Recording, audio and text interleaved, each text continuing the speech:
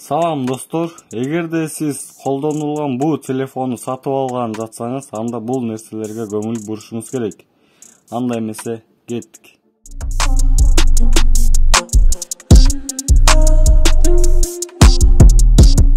Алгач телефонду алаарда биз сенсорун текшерип алабыз, дисплейин. Текшериш үчүн настройка бөлүмүнө киребиз. Телефон, ылдый жакта все параметры, ылдый жакта версия ядра деген пункту 6 жолу катар менен басабыз. 1, 2, 3, 4, 5, 6. Өзү 6 жол баскандан кийин бул жакта разделде 7-чи строчканы басабыз. Сенсорун текшерип алыш үчүн окейди басабыз. Тест кылабыз азыр сенсорду. Сенсордун областтары полный иштебейби, иштебейби ошону текшеребиз азыр.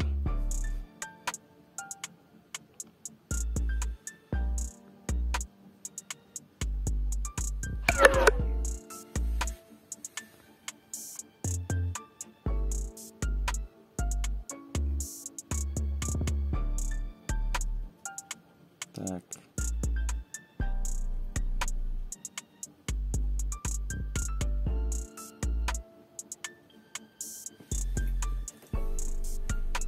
Так. Тесттен өттүк. Андан кийинки тест дагы дисплей тести.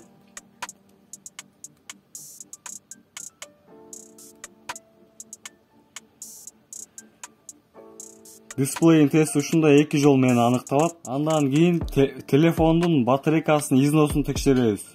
Телефон көпкө батарейкасы кармайбы же жокпу? Алгач настройкага киребиз.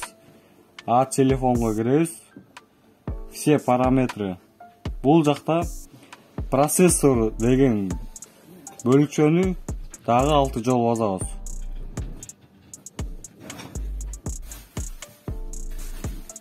Алты жыл басқандан үй үстүн шторканы тартсак, бул жакта отчет загрузка болот.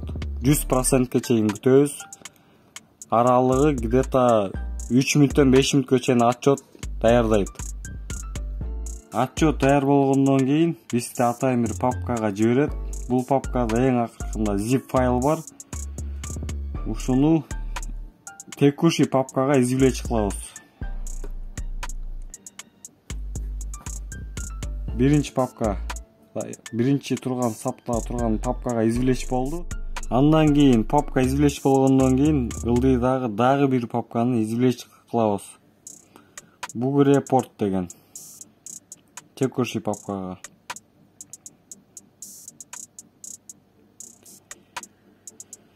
Эң үстүнкү сапта дагы бир папка пайда болот.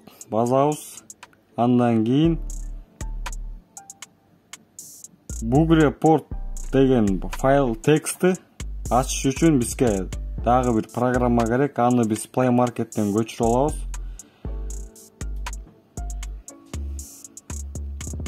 Play Market'ке поиска биз log деп жазабыз. Log'то турган log weaver деген программаны көчүрөбүз. Программа көчүп жатат. Бүткөндөн кийин кайра артка барабыз. Андан кийин ошо bug report деген файлды, текстовый файлды жанакы программа аркылуу ачабыз. Открыть в другом приложении. Еще Logweaver. Бул жактан бизге атайын керектүү бир текст бар. Аны видеонун сол капталына калтырып коем. Бул лупаны баскандан кийин экинчи fin text. Бул жака текст жазабыз.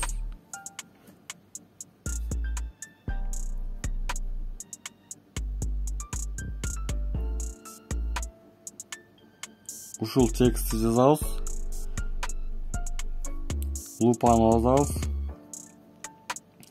Бул жакта ылдый стрелканы бир жол басабыз. Бул жакта телефондун батарейкасына болгон бардык информацияларды көрөбүз.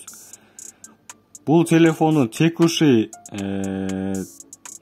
памяти телефондун батарейкасынын ампери 4000 ампер. Бизге могул сан керек.